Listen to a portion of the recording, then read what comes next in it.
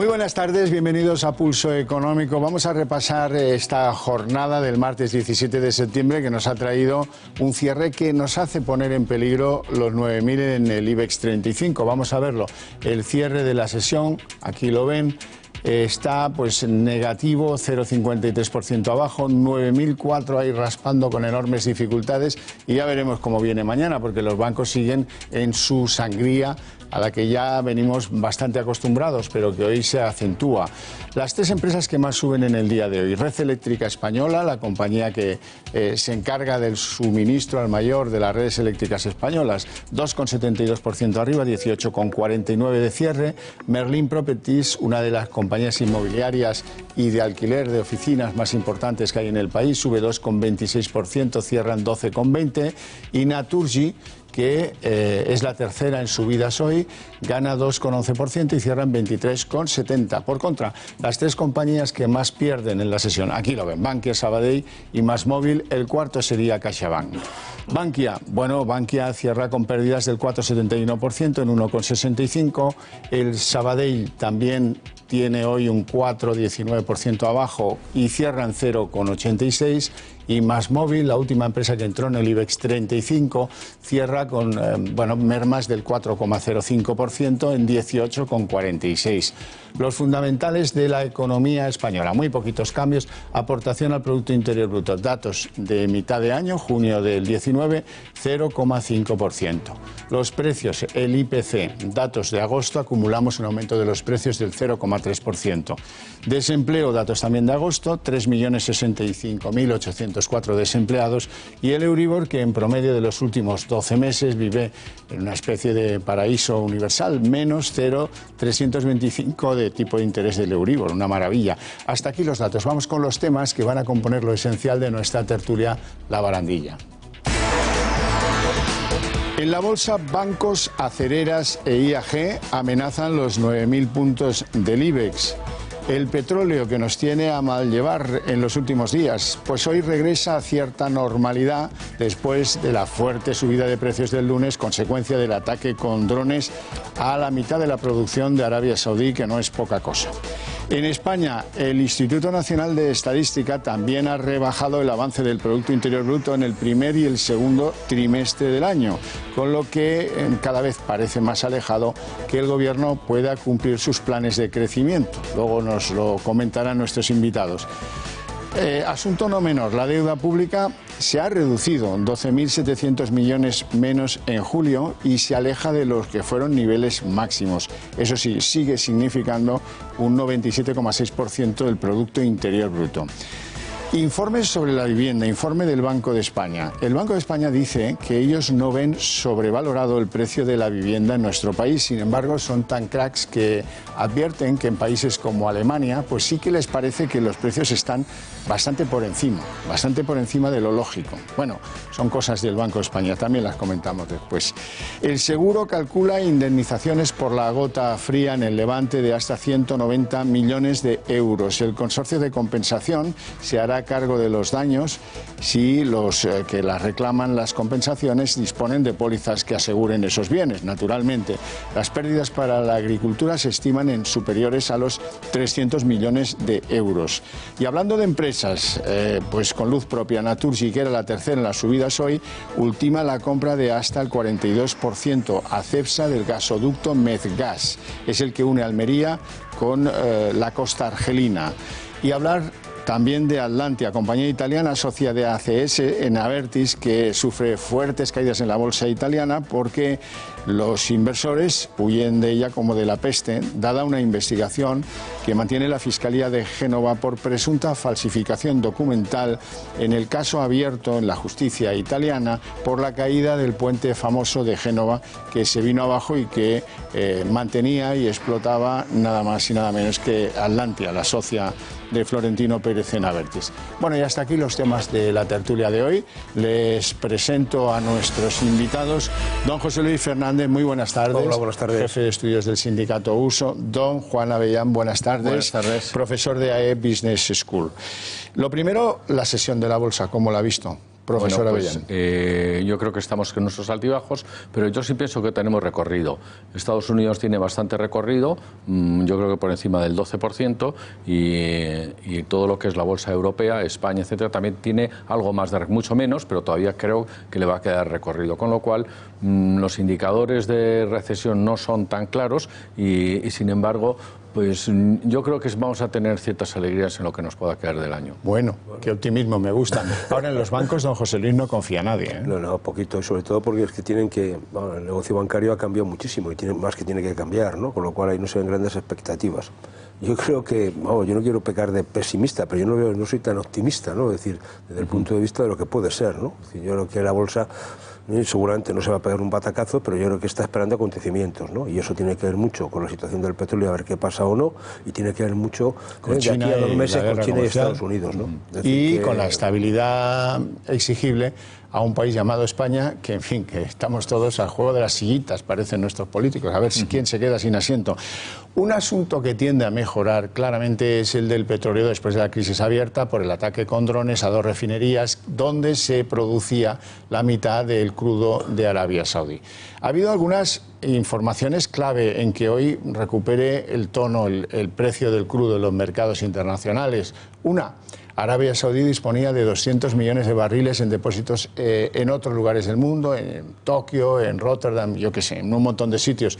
2, todo el mundo confía en que, siendo la industria central de Arabia Saudí y un país que no tiene angustias económicas, esos 40 días de margen para, si no todo, en buena medida la producción volverla a poner al servicio de los clientes, con lo cual es verdad que la zona empieza a ser un peligro y que hay peligros nuevos, los ataques con drones, es verdad que eso el mercado lo tiene que descontar, pero hoy la cosa pinta mejor. Lo que está claro es que fácil es desestabilizar el mercado con unos drones. En realidad ya han dicho, en Arabia Saudí ya han dicho que van a reducir ese plazo para volver a una producción estable, con lo cual volveremos, en muy corto plazo de tiempo, volveremos a lo que dicte el mercado, no lo que dicten estos hechos.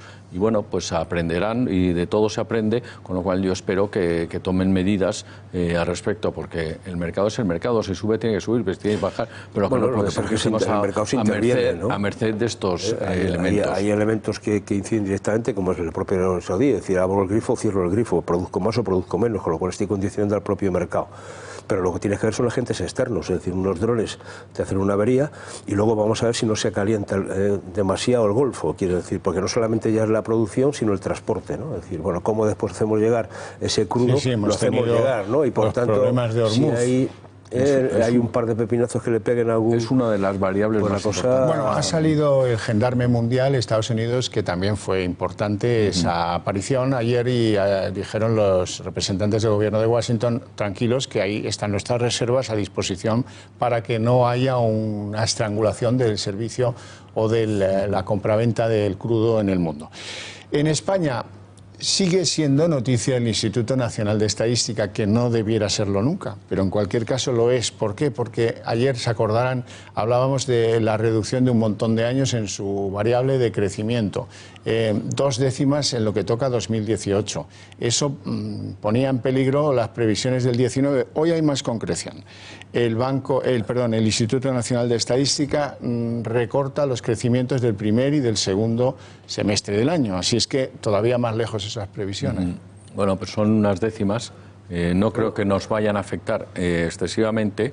Hay que ajustar, hay que hacer los ajustes contables, y bueno, estamos hablando de 2 décimas, no estamos hablando como Grecia en su momento de puntos enteros. Es decir, lo que pasa es que en el momento que viene seguramente no es el mejor momento, ¿no? Es decir, cuando hace un par de meses la ministra de Economía, Nadia Calviño, hablaba de incluso revisar al alza el crecimiento del PIB español. Después se ha dicho vamos a quedarnos como estamos, con un poquito de tranquilidad. Pero esto es una revisión contable. Sí, pero bueno, pero una revisión contable, pero que afecta a las cuentas. Quiero decirte que no es lo mismo crecer al 2,2 que ir al 2,1 como nos han situado actualmente. Claro, es que si bajamos del 2, y muchos analistas están diciendo que vamos a acabar el 2019 en el entorno del 2, a mí lo que me preocupa es la creación de empleo, porque tiene una repercusión directa. Es decir, todo lo que sea bajar del 2%, empieza el empleo a destruirse de manera acelerada. Y esto es muy preocupante cuando estamos en una tasa de paro que no hemos bajado del 14, es que nos vamos al 15, Bueno, hablemos de deuda, que hay una nota positiva en términos de deuda. Los datos de julio,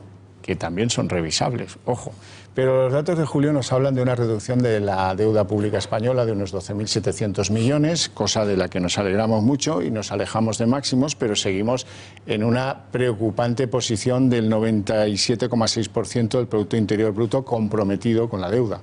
Hemos pasado del 100% al 97%, es decir, es totalmente insignificante. Es decir, el endeudamiento hay que reducirlo de una forma drástica y la única forma de reducirlo es controlar el déficit. Y es la única forma que hay. No podemos seguir con una situación en la que vale todo y se gasta todo. Es decir, habrá que tomar nuevas políticas, el próximo gobierno tendrá que tomar medidas económicas y ya lo han dicho en Europa. Hay que aplicar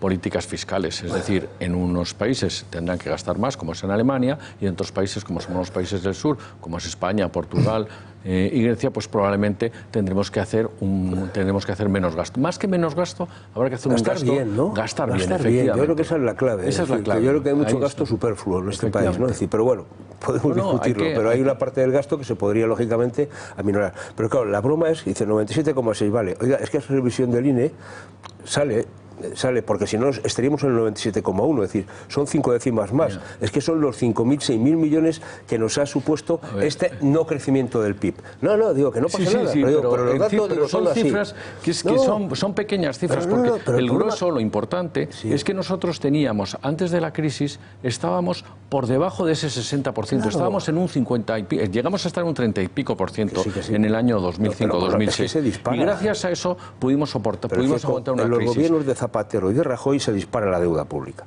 porque se mantiene. Y de Pedro Sánchez, que también ha tenido 18.000 millones. Lo que hemos hecho ha sido soportar una crisis. No es que haya sido un gobierno u otro, sino que no se han reducido ayuntamientos, no se ha reducido el gasto en pensiones, no se ha reducido el gasto en paro, y eso tiene que salir de algún sitio, y no ha salido de otro sitio que el de endeudamiento. Ahora, una vez que hemos hecho ya ese endeudamiento, hay que pensar en la siguiente generación, hay que reducir esa deuda, como han hecho los alemanes, que ya están otra vez en el 60%, y hay que reducir esa deuda para dejar un colchón a la siguiente crisis, que espero que no sea los indicadores que tenemos ahora, pero hay que preparar endeudar eso. Como hicieron los alemanes, y a la vez que se endeudaban, lo que hacían era controlar el déficit, de cual crearon un superávit y a partir de ahí han empezado a minorar, porque hicieron una política de inversiones necesaria. Hay que recordar dónde venía Alemania, y la fusión de las dos Alemanias, que eso fue una cosa espectacular. Sí, el año 97. Pero bueno, eso no pasa en España. En España es que dilepidamos el dinero. Es que este señor en 6 meses ha nombrado más asesores que todos los anteriores. Oiga, es que ya está bien. Es que yo digo, los asesores, mire usted, por concurso de mérito y oposición, O sea, los mejores que sean los asesores y no los amiguetes. Es que esa es la diferencia. Vamos a poner gente cualificada y no el colega de turno. Yo eso lo compro directamente, y por todo lo que esté por debajo de secretario tiene que ser un funcionario. Y a ser posible sin plagios. Exactamente. Bueno, a ser posible. Quiero hablar del Banco de España. Han pasado 10 años, para que el Banco de España se atreva a hacer previsiones o a decir lo que convenga sobre el precio de la vivienda. Ha dicho, primero fue el gobernador el que lo dijo, y ahora en un informe que se puede leer, dice que no está sobrevalorado el precio de la vivienda en nuestro país y que no se aleja del valor de equilibrio, que es una manera eufemística de decir que el precio corresponde al valor de la vivienda. Sin embargo, estos linces del Banco de España, estos que no vieron venir en su día la burbuja inmobiliaria, que la negaban. Yo me acuerdo de una porfía casi personal con Miguel Ángel Fernández Ordóñez a través de escritos en un periódico y él algunas conferencias que hacía. Bueno, pues 10 años se vuelven a atrever a hacer pronósticos, se olvidan de lo pasado y ahora nos dicen que el valor del precio de la vivienda no está sobrevalorado. Sin embargo, los linces del banco emisor sí aprecian que se han sobrevalorado los precios de la vivienda en Alemania, en los Países Bajos, en Irlanda, en Portugal. En España no. Lo veo con mucha suspicacia este informe. A ver, el precio de la vivienda, yo lo expliqué una vez ya, no varía nunca. No variaba hasta ahora. El precio de la vivienda es lo que una familia puede hipotecarse, más a lo mejor unos ahorros. Entonces, eso es lo que les permitía acceder a una vivienda con una hipoteca.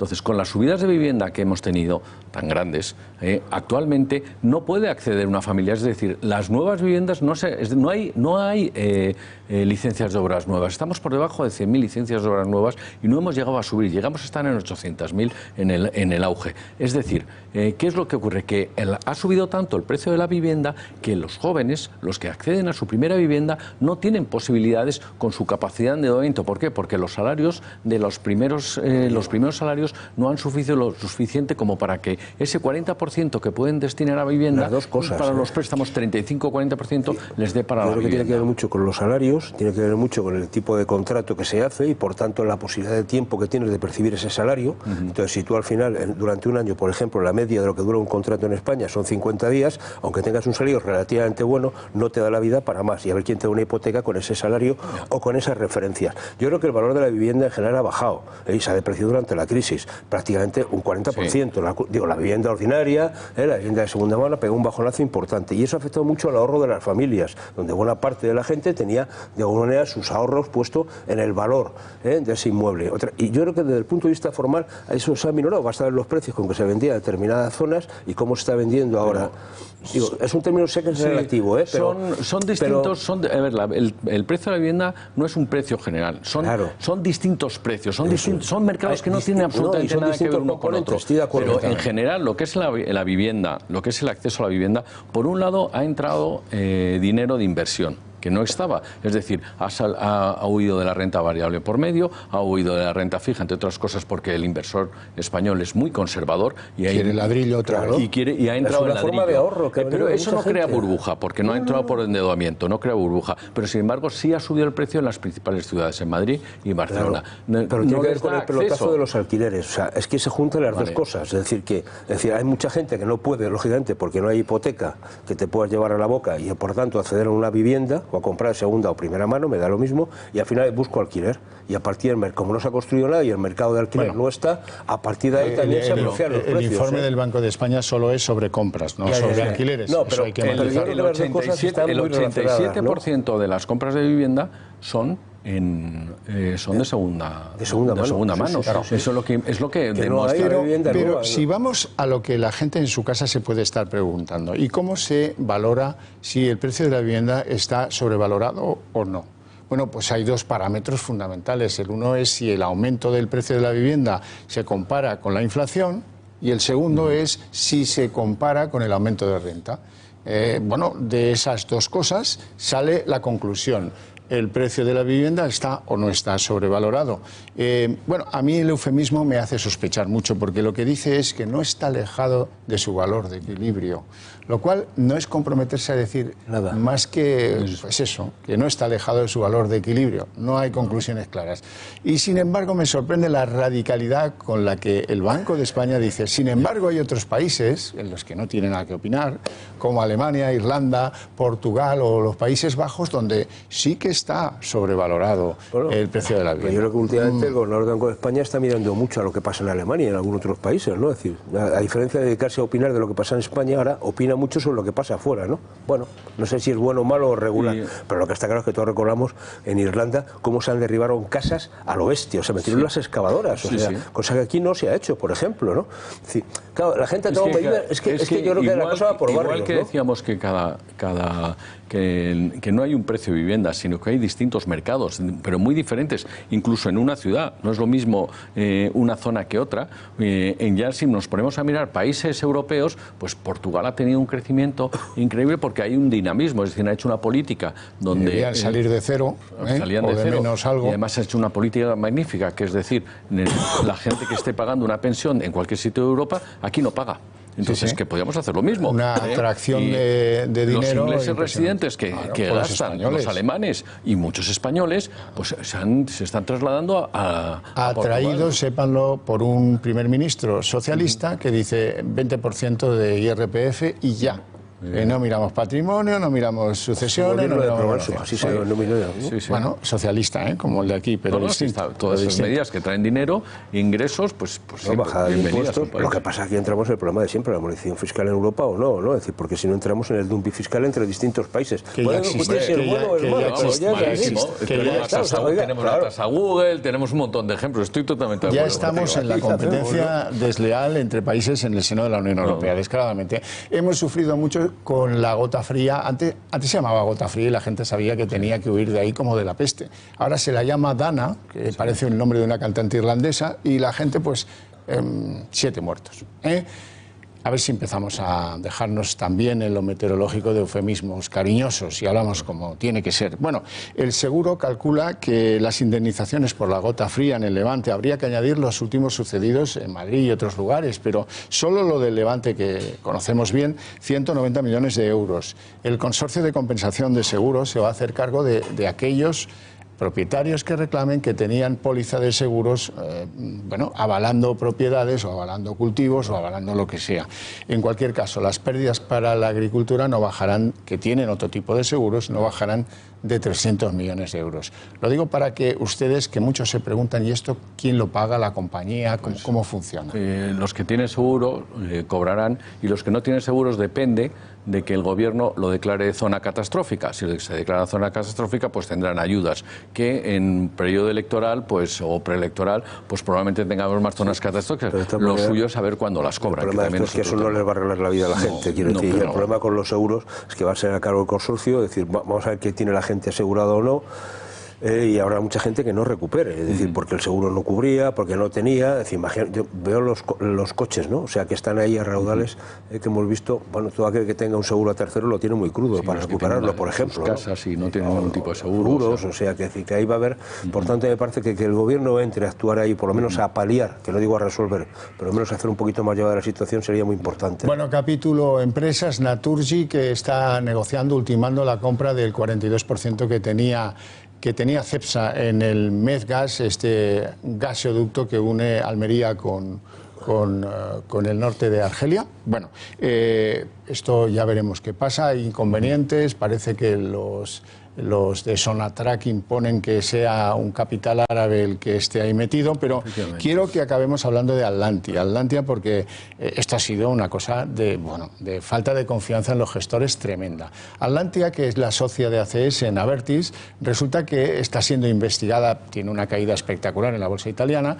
por falsificar documentos en relación con el puente que se cayó en Génova. Y con más no solamente con el tema del puente, sino con más informes que han aparecido.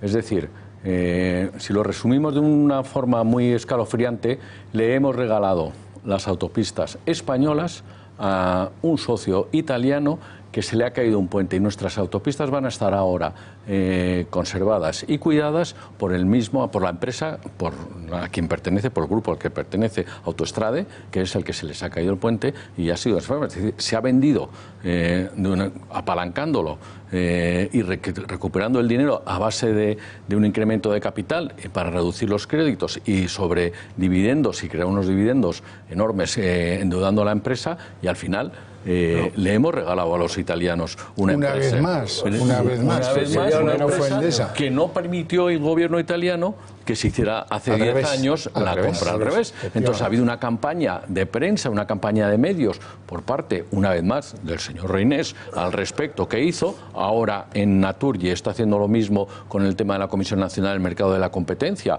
donde se hizo un informe sobre el gas magnífico, limpio, donde se dice que hay que bajar lo que se le está pagando en gas, y sin embargo, pues volveremos a tener otra vez lo mismo. Bueno, fíjate, a mí lo que me preocupa con todo el tema de las autopistas es que se realice bien el mantenimiento y la conservación de este tipo de cosas, porque son los usuarios. Entonces, esto es lo que a mí me preocupa, que regalemos este tipo de peritas en dulce y al final seamos los usuarios los que lo estemos pagando, ¿no? Y cuando incluso no funcione tengamos que hacernos cargo de la propia autopista, ¿no? Como está pasando con algunas. Y dice, oiga, esto no puede ser, ¿no? Es decir, es que pensemos, ¿no? Es decir, ¿qué pasa si se nos cae un puente aquí? ¿Qué pasa? O sea, estoy pensando ahora mismo en la autopista de León a Asturias, ¿no? Que hay algunos cuantos túneles superpotentes, un puente, unas infraestructuras. Si eso se nos cae, ¿qué pasa? Yo creo que en fin, el gobierno Dios no tendrá lo que quiera, tomar, pero me parece que medidas esto de es muy inspección. importante, de inspección, ¿no? Es decir, porque esta gente no es de fiar. Es decir, si estamos, espero que sigamos en manos de una gestión como ha habido por parte española, donde el mantenimiento de las autopistas y de las autovías, quitando excepciones, salvo nevadas, no da un ruido. Salvo algunos momentos de crisis que se invierte menos y te puede romper una rueda del coche, pero en líneas generales podemos estar satisfechos del mantenimiento de nuestras autovías. Esperemos que se mantenga de la misma forma y que la entrada de autoestrada, de Atlantia, no signifique una caída en la calidad de nuestras autovías. Es que estamos jugando con la vida de mucha gente, ¿eh? Sí, es preocupante que este país siga siendo el sitio al que viene a conseguir cosas